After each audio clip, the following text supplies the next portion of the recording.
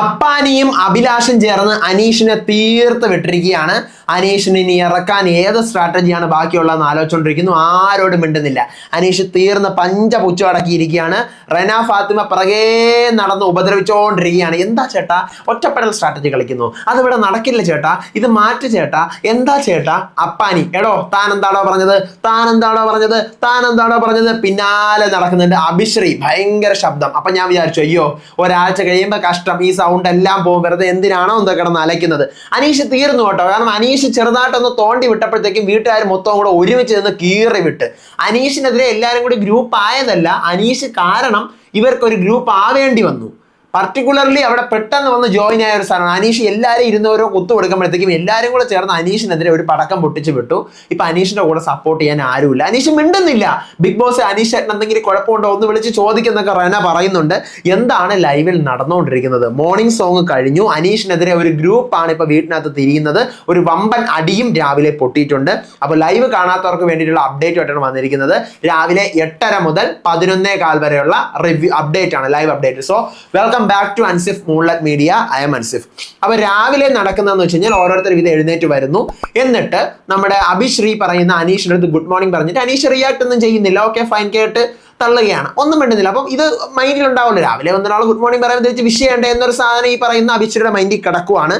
പിന്നീട് ഓരോരുത്തർ വീതം ഓരോ മൂലക്കിരുന്ന് സംസാരിക്കുന്നു. എഴുന്നേറ്റ് അക്ബർ, മുൻഷി, അപ്പാനി, ഷാരിക ഇവരൊക്കെ ഇരുന്നിട്ട് എന്ത് ചെയ്യുന്നു, നമ്മുടെ സോഫയുടെ അവിടെയൊക്കെ ഇരുന്ന് സംസാരിക്കുകയാണ്. നമ്മുടെ അനീഷിനെ പറ്റിയാണ് സംസാരം. അനീഷ് ഇവിടെ വരുന്ന ഒരു കണ്ടസ്റ്റന്റിനെയും അനീഷിനെ അറിഞ്ഞൂടെന്നാണ് പറയുന്നത്. അനീഷിന്റെ സ്ട്രാറ്റജിയാണ്. അനീഷ് ഇവിടെ ആരെയും അറിയില്ല എന്നുള്ള സംസാരം തന്നെ അത്ര ശരിയാവുന്നില്ല. രാവിലെ ഗുഡ് മോർണിംഗ് വിഷയമായിട്ട് തന്നെ വിഷയാത്രയൊക്കെ അവിടെ ആയിട്ടിരിക്കുകയാണ്. അനീഷ് എന്തൊക്കെയോ ചെയ്യുന്നുണ്ട്, എന്തൊക്കെയോ കാണിക്കുന്നുണ്ട് എന്നുള്ള സാധനം ഇവർ സംസാരിക്കുകയാണ്. പിന്നീട് ഇവിടെ റൂൾ ബുക്ക് ഉണ്ട്, അറിയാമല്ലോ ബിഗ് ബോസിന്റെ റൂൾ ബുക്കുകൾ എല്ലാവരും ഇങ്ങനെ മാറി മാറി വായിച്ചുകൊണ്ടിരിക്കുകയാണ്. മെയിൻ ആയിട്ട് വായിക്കുന്നത് മുൻഷിയാണ്. അക്ബർ ഇടയ്ക്ക് കുറച്ച് വായിക്കുന്നുണ്ട്, അഭിശ്രീ കുറച്ച് വായിക്കുന്നുണ്ട്. അങ്ങനെ വായിച്ചിരിക്കുമ്പോഴത്തേക്കും എല്ലാവരും കൂടി സോഫയുടെ അടുത്തോട്ട് വരുന്നു. അപ്പൊ എല്ലാവരും ഓരോരുത്തരും ഇതിങ്ങനെ മാറി മാറി മാറി വായിക്കാണ്. അപ്പൊ മുൻഷി വായിച്ചുകൊണ്ടിരുന്നപ്പോഴത്തേക്കും മുൻഷിക്ക് എന്തോ ഇടയ്ക്ക് വെച്ചെന്തോ സ്റ്റക്ക് ആവുന്നു. അപ്പോൾ മുൻഷിയുടെ തൊട്ട് പിറകിൽ ആര്യൻ കദൂരിയ നിൽക്കുകയാണ്. അപ്പൊ ആര്യൻ ഇങ്ങനെ അത് ഇങ്ങനെ ചെറുതായിട്ട് ഇങ്ങനെ വായിച്ച്, ആര്യൻ ഭയങ്കര ഫ്ലുവൻ്റ് അല്ല, പക്ഷെ ആര്യൻ ഇങ്ങനെ വായിച്ചു വരുമ്പോൾ എന്തോ ഒരിടത്ത് നിൽക്കുമ്പോഴത്തേക്ക് അനീഷ് പെട്ടെന്ന് കമന്റ് അടിക്കുകയാണ്, മലയാളം അറിയാത്ത ആളാണോ മലയാളം ബിഗ് ബോസിലേക്ക് വന്നത് എന്നിങ്ങനെ ഒരു സാധനം ഒരുമാതിരി കളിയാക്കും പോലെ ചോദിക്കുകയാണ്. നോർമലി തമാശ പോലെയല്ല, കളിയാക്കും പോലെ ചോദിക്കുകയാണ്. അപ്പോൾ പിന്നെ ഇന്റർവ്യൂവിന് പോയപ്പോൾ എന്ത് നുണയായിരിക്കും ഇതൊക്കെ പറഞ്ഞത് എന്നിങ്ങനെ സൈലന്റിൽ ബാക്ക്ഗ്രൗണ്ട് ആയിട്ട് പറയുന്നുണ്ട്. അത് നിങ്ങൾക്ക് എത്ര പേർക്ക് കേൾക്കാൻ വളരെ വ്യക്തമായിട്ട് പറ്റിയെന്ന് എനിക്ക് അറിഞ്ഞുകൂടാ.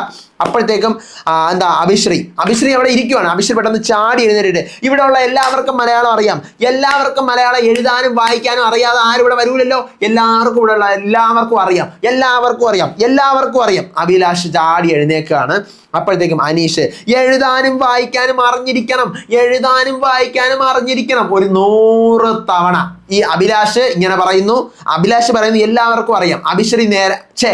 അഭിലാഷ് ഇങ്ങനെ പറയുന്നു അനീഷ് എഴുതാനും വായിക്കാനും അറിഞ്ഞിരിക്കണമെന്ന് പറയുന്നു. ഇത് തന്നെ പിന്നെ അടുത്ത 5 മിനിറ്റ് ലൈവില് ഒരാൾ ഇങ്ങോട്ട് ഇങ്ങനെ പറയുന്നു, തിരിച്ചങ്ങനെ പറയുന്നു, ഇങ്ങനെ സെയിം ഡയലോഗ് പോലും മാറ്റുന്നില്ല. പിന്നെ ഈ അനീഷിന്റെ പിറകിലോട്ടാണ് അഭിശ്രീ. അപ്പോഴുണ്ട് അപ്പാനിയും പറയുന്നത്, എടാ നീ വായിച്ചായിരുന്നോ? ഇത് നമ്മൾ നിനക്ക് വായിച്ച് കേൾപ്പിച്ച് തരാൻ വേണ്ടിയിട്ടുള്ളതല്ല, എല്ലാവരും എടുത്ത് അവരവർക്ക് വേണ്ടിയിട്ട് വായിക്കാനുള്ളതാണ്. അപ്പം എടുത്ത് വായിക്കുമ്പോഴത്തേക്ക് നിനക്ക് വന്നത് കേട്ടോണ്ട് നിൽക്കുക എന്നുള്ളത്, അല്ലാതെ ഒന്ന് വായിച്ച് തരത്തുമില്ല, അത് കേട്ടോണ്ട് നിൽക്കുന്നതും പോരാ, എന്നിട്ട് അതിനെ കുറ്റവും കൂടെ നീ പറയുന്നോ എന്നുള്ള സാധനമാണ് അപ്പാനിയോട് ചോദിക്കുന്നത്. നീ വായിച്ചായിരുന്നോ രാവിലെ? നീയാണ് വായിക്കേണ്ടത്, നമ്മളല്ല നിനക്ക് വായിച്ച് തരേണ്ടത്. അത് കറക്റ്റ് കാര്യം അപ്പാനി പറഞ്ഞത്. അപ്പം അഭി പറയാണ്, ഇന്നലെ വന്ന ഇവിടെ ആളുണ്ടല്ലോ മറ്റേ ഹിന്ദിക്കാരി, അവർക്കറിയാമോ മലയാളം? അവർക്കിവിടെ മലയാളം എഴുതാനും വായിക്കാനും അറിയാത്തവർ പിന്നെ ഈ ബിഗ് ബോസ് ഹൗസിൽ കയറി വരുമെന്ന് പറഞ്ഞാൽ നിങ്ങളപ്പോൾ പിന്നെ എന്താണ് ഈ പറഞ്ഞു വരുന്നത് അനീഷ് എന്ന് ചോദിക്കണം. അനീഷ് മിണ്ടുന്നില്ല. അനീഷ് ഇത്രയും നേരം അലച്ചോണ്ടിരിക്കുകയാണ്, മലയാളം എഴുതാനും വായിക്കാനും അറിഞ്ഞിരിക്കണം. ഇത്രയും പറഞ്ഞിട്ട് എന്ത് ചെയ്യുന്നു? അനീഷ് പിന്നെ ഒന്നും വേണ്ടുന്നില്ല, സൈലന്റ് ആവുന്നു. അപ്പോൾ ഓണിയൽ പറയാണ്, ഇത് സാധാരണക്കാരുടെ സ്ട്രാറ്റജിയാണ്, സെന്റിമെന്റ്സിൽ പിടിച്ചുള്ള കളി.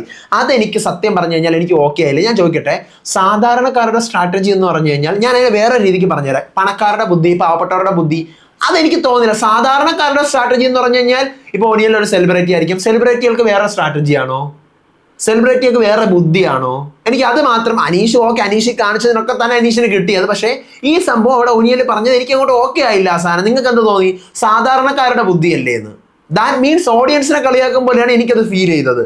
പിന്നെ സത്യം നിങ്ങൾക്ക് തോന്നിയോ? എനിക്ക് തോന്നി മക്കളെ, സത്യമായിട്ട് തോന്നി. അടുത്ത് പിന്നെ അനീഷ് സൈലന്റ് ആണ്. എല്ലാവരും കൂടി അനീഷിനെ തീർത്ത് വിട്ടു. ബാക്കി എല്ലാവരും റൂൾ ബുക്കിലെ റൂള് വായിക്കുകയാണ്. അനീഷ് മാത്രം അങ്ങോട്ട് വരുന്നില്ല. അഭിശ്രീ ഒന്ന് പോയിട്ട് വാ. അനീഷ് മിണ്ടുന്നുമില്ല. അങ്ങോട്ടും ഇങ്ങോട്ടും തെക്ക് വടക്കാൻ നടക്കുകയാണ് ഒറ്റയ്ക്ക്. അനീഷ് നേരെ കിച്ചണിൽ പോകുന്നു. റെന, എന്താ ചേട്ടാ മിണ്ടാത്തെ?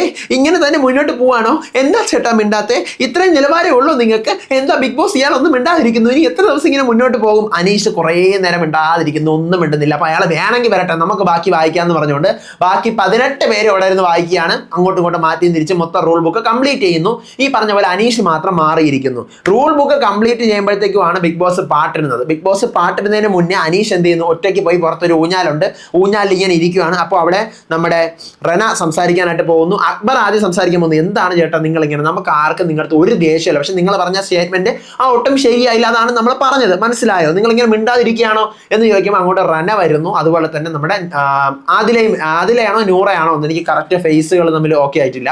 അപ്പം അങ്ങോട്ട് വന്നിട്ട് ഇവർ രണ്ടുപേരോട് എന്താണ് അനീഷ് ചേട്ടാ നിങ്ങൾ ഇങ്ങനെ ഇരിക്കുന്നത്, വേറെ ഇത് മാറ്റി പിടിക്കുക എന്നുള്ള ലെവലിൽ സംസാരിക്കണം. കുറെ നേരം തങ്കത്തിലും കൊഞ്ചത്തിലൊക്കെ പറഞ്ഞു നോക്കിയിട്ട് ഒരു കാര്യവും ഇല്ല. അങ്ങനെ ഇരിക്കുമ്പോഴത്തേക്കുമാണ് പാട്ട് കേൾക്കുന്നത്.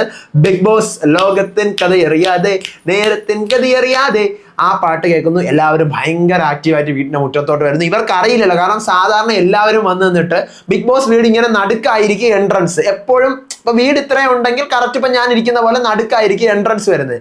ഇത്തവണ വീടിന്റെ എൻട്രൻസ് മറ്റൊരു സൈഡിലല്ല. അപ്പൊ എവിടെ നിന്ന് ഡാൻസ് കളിക്കണം എന്നൊരു കൺഫ്യൂഷൻ എല്ലാവർക്കും ആ ഡാൻസ് കളിക്കുന്ന സമയത്ത് ഉണ്ടെന്ന് നമുക്കറിയാം. എന്നാലും ഗാർഡൻ ഏരിയ നിറഞ്ഞു നിന്നൊക്കെ ഡാൻസ് കളിച്ചപ്പോൾ ഒരു പ്രശ്നവും ഇല്ലല്ലോ.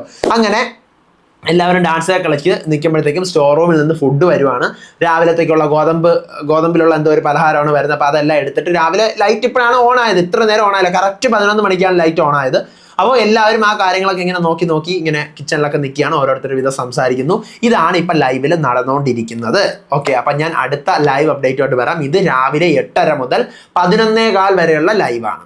ഓക്കെ, അപ്പോൾ ലൈവ് കാണാത്തവർ ഇതുപോലത്തെ ലൈവ് നിങ്ങൾക്ക് കിട്ടാൻ വേണ്ടി നമ്മുടെ ചാനൽ മറക്കാതെ മടിക്കാതെ സബ്സ്ക്രൈബ് ചെയ്യണം. നിങ്ങളുടെ ഒപ്പീനിയൻസ് താഴെ കമൻറ്റ് ചെയ്യണം. അടുത്ത വീഡിയോ ആയിട്ട് വരാം വിശേഷമായിട്ട്. അപ്പോൾ അതുവരേക്കും ബൈ.